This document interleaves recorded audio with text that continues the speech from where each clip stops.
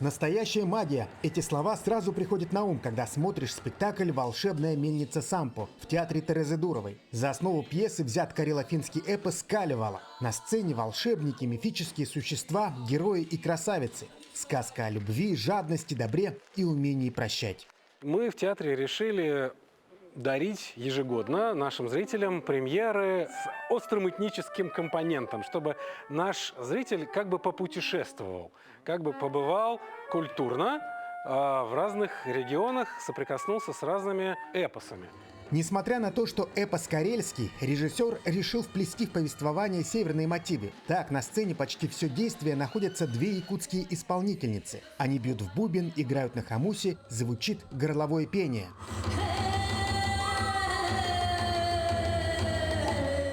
В этой истории, в горловом пении, есть такое звучание природы, которого больше нет нигде. В чистом виде. Природа в чистом виде. Вообще, что касается якутского горлового пения, ну, во всяком случае, есть такая идея, что у вас по-другому сложен слух. Вы слышите то, чего не слышим мы. Ия Микюсярова по профессии этнограф, но по первому образованию – музыкант. В спектакль она попала по счастливой случайности и быстро вписалась в коллектив.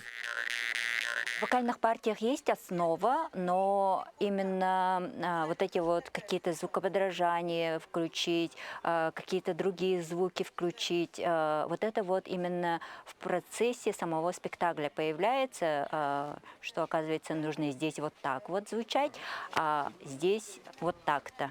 По отзывам людям интересно, они как бы отмечают аутентичность. Многие дети начинают спрашивать, это кто, это что, это так люди могут или не могут. Как бы. Ну, мне кажется, что для детей, для того, чтобы это как-то вот развивать их какой-то кругозор, это очень здорово.